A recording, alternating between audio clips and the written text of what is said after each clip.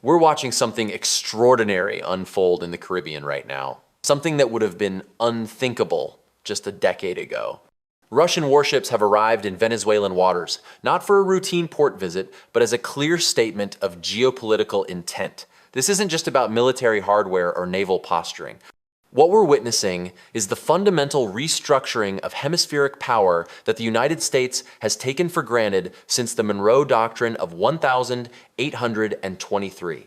For 2 centuries, Washington has operated under the assumption that the Western Hemisphere is America's exclusive sphere of influence. That assumption is now being directly challenged. Russia's naval presence in Venezuela represents Moscow's answer to decades of NATO expansion eastward, to the placement of missile defense systems along Russia's borders, and to what the Kremlin views as relentless American encroachment. Venezuela, meanwhile, sitting on the world's largest proven oil reserves, has become the focal point of a much larger contest about who sets the rules in global affairs. The sanctions, the diplomatic isolation, the threats of military intervention, none of it has brought about the regime change Washington demanded. Instead, it's pushed Caracas deeper into partnerships with Moscow, Beijing, and Tehran. We need to understand what's really at stake here because the consequences reach far beyond Caracas or Moscow. This is about whether we're moving toward a multipolar world or clinging to a unipolar order that no longer reflects global realities.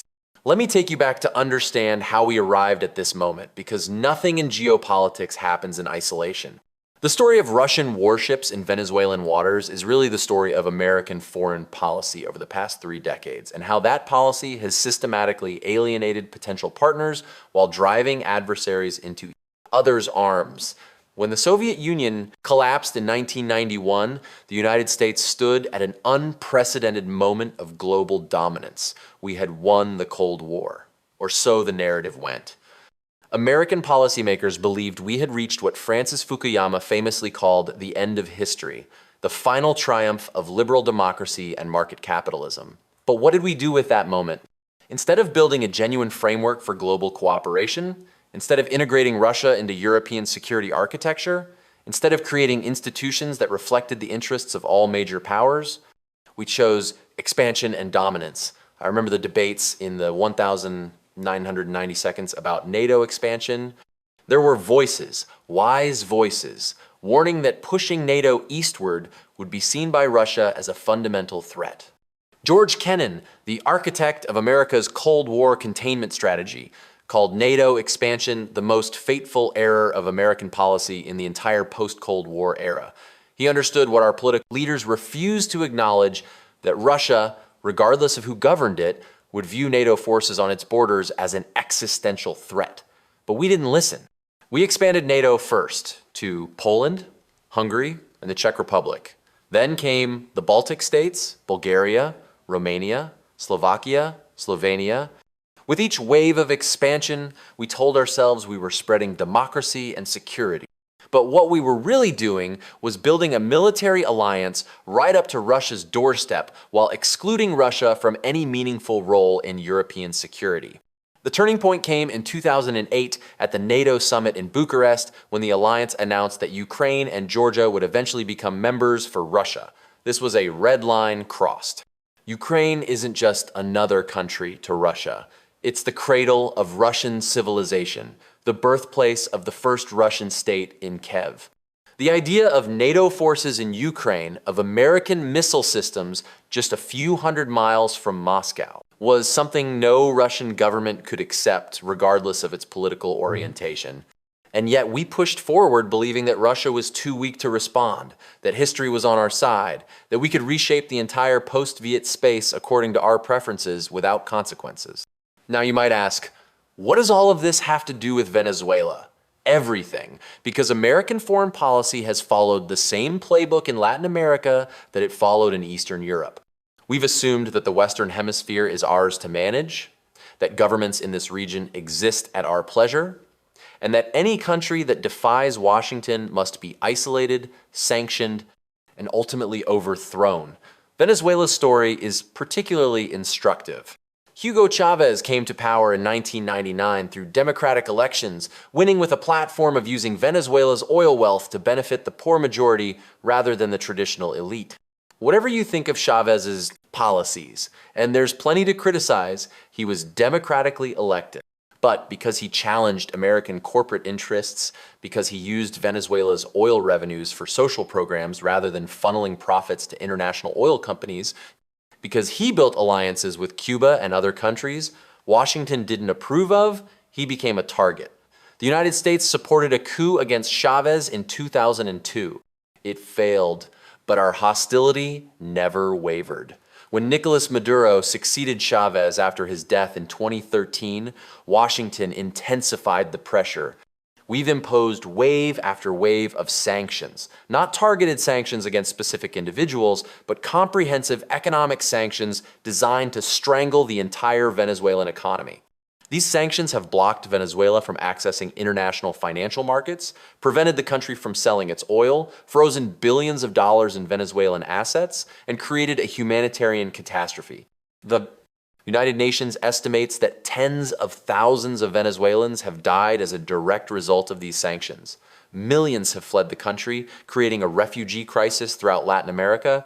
And what was the justification? Democracy and human rights, we're told? But if we cared about democracy, we wouldn't be partnering with Saudi Arabia, Egypt, or dozens of other authoritarian regimes. The real issue is that Venezuela refused to accept American dominance. This brings us back to Russia's naval presence. When you're a country under siege, when the world's most powerful military is openly discussing regime change, when your economy is being deliberately destroyed by external sanctions, you look for allies wherever you can find them. Venezuela found them in Russia, China, and Iran, other countries that have experienced American pressure and understand the value of standing together. Russia's relationship with Venezuela isn't primarily about ideology. It's about geopolitics and mutual interest. Russia gains a foothold in the Western Hemisphere, a way to demonstrate that it can project power beyond its immediate neighborhood. Venezuela gains a powerful partner that can provide military equipment, technical expertise, investment, and most importantly, a deterrent against American intervention.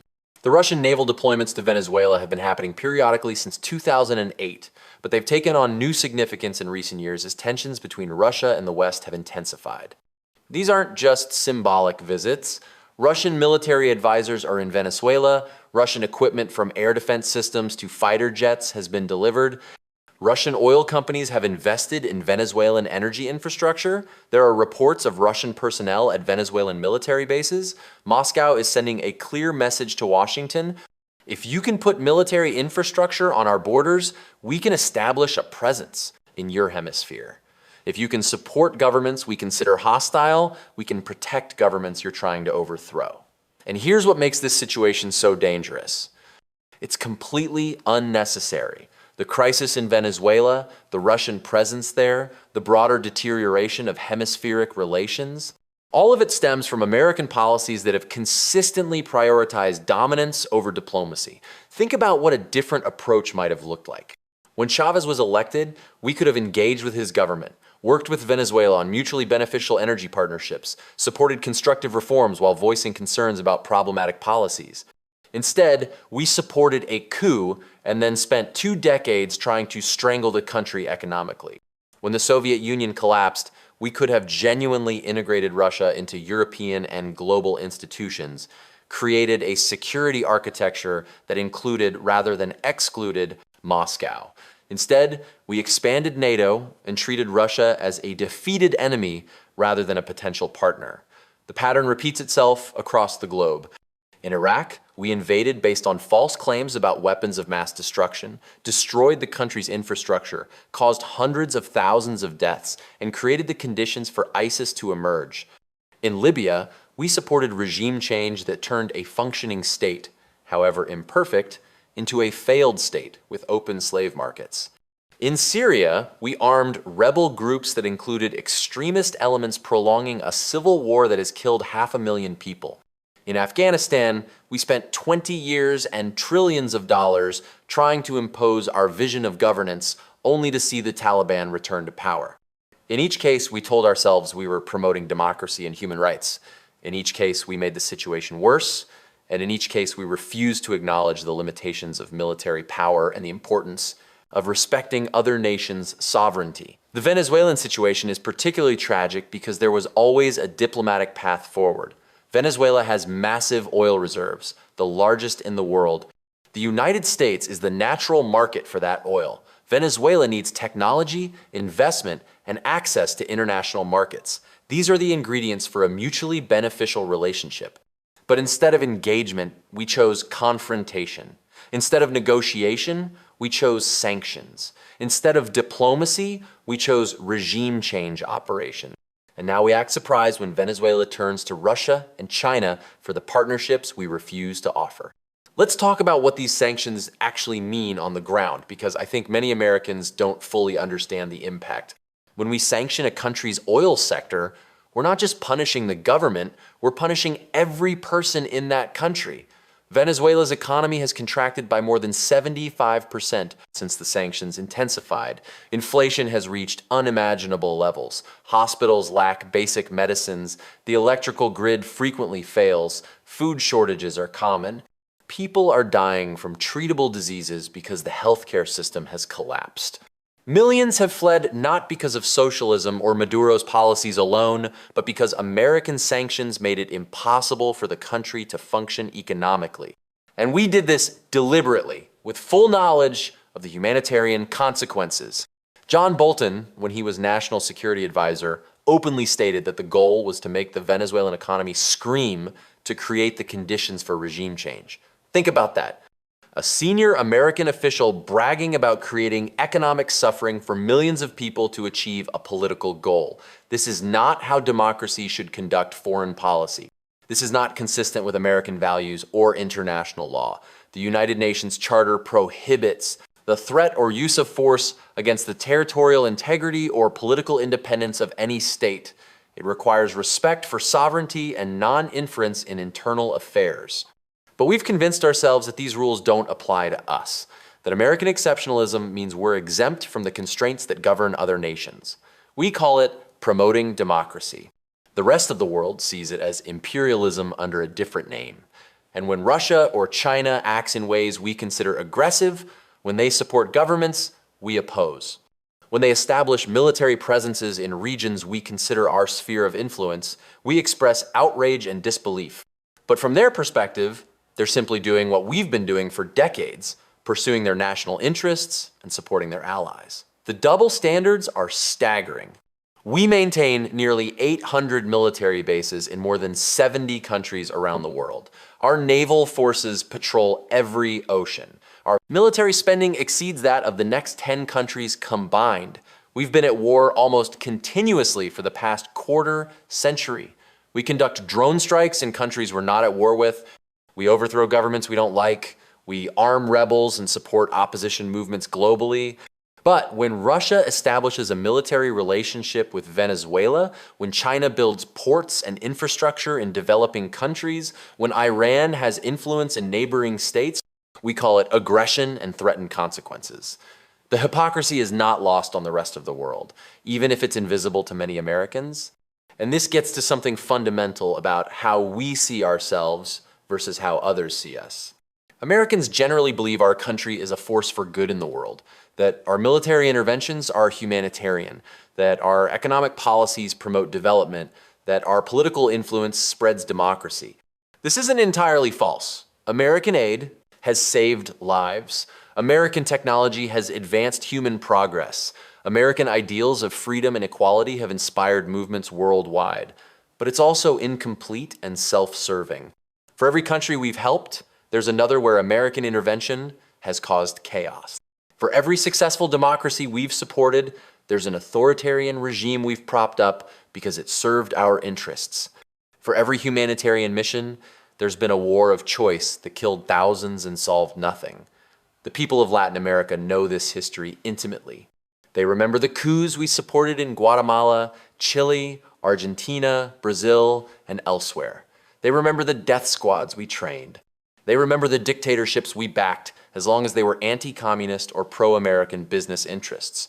They remember that when their countries elected left-wing governments, even democratic ones, We work to undermine and overthrow them.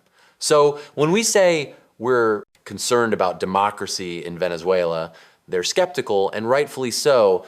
Our concern for democracy has always been selective, applied only when it serves American interests and ignored when those interests point elsewhere. This is why Russian ships in Venezuelan waters should worry us. Not because Russia is inherently evil or expansionist, but because their presence there is a symptom of our failed policies. It's a symptom of a foreign policy that creates adversaries unnecessarily. That sees every issue as a zero-sum contest that refuses to accept a world where American power is not absolute. The world is changing. Economic power is shifting eastward. New powers are rising. The unipolar moment that followed the Cold War was brief and is now over. We're entering a multipolar world, whether we like it or not. The question is whether we'll adapt to this reality through diplomacy and cooperation, or whether we'll try to maintain dominance through military force and economic coercion, risking conflict and chaos in the process. I look at Venezuela and I see a microcosm of these larger failures. A country with immense natural wealth reduced to poverty and dysfunction through a combination of domestic mismanagement and external pressure. A population suffering not because change is impossible, but because the path to change has been blocked by sanctions and intervention. A government that has become more authoritarian in part because it's under siege. Because governments rarely become more democratic when they're fighting for survival against external threats. And now foreign powers establishing a military presence, turning Venezuela into a potential flashpoint for great power conflict. All because we couldn't accept that a country in our hemisphere might choose a path we didn't approve of. The solution isn't complicated, but it requires something American foreign policy has lacked for decades: humility. We need to acknowledge that regime change operations don't work, that sanctions harm ordinary people more than governments, that military intervention creates more problems than it solves. We need to lift the sanctions on Venezuela and allow the country to recover economically. We need to engage diplomatically with the Maduro government, working toward elections and political reforms through negotiation rather than coercion. We need to respect Venezuela's sovereignty and accept that Venezuelans, not Americans, should determine their country's future. And we need to do this not just for Venezuela, but as part of a broader shift in how we engage with the world. This means talking to Russia about security guarantees that address their legitimate concerns while protecting the sovereignty of neighboring states. It means working with China on global challenges like climate change rather than treating them purely as a strategic competitor. It means ending the forever wars that have consumed American blood and treasure while making us less safe. It means rebuilding international institutions and accepting that in a multipolar world, we'll need to compromise and cooperate rather than dictate and dominate. It means understanding that stability and peace come from addressing the legitimate grievances and interests of all parties, not from imposing our will through force. None of this means abandoning American values or interests. It means pursuing them more wisely. A Venezuela that can sell its oil and trade freely is a Venezuela that's more stable, more prosperous, and ultimately more democratic than a Venezuela under siege. A Russia that's integrated into European security architecture is a Russia that's less threatening than one that's excluded and antagonized. A China that's invested in global institutions is a China that has incentives to play by international rules. A United States that leads through example and cooperation is more influential than one that leads through threats and coercion. But we're going in the opposite direction. We're militarizing our competition with China. We're fighting a proxy war with Russia and Ukraine. We're maintaining sanctions on a third of humanity.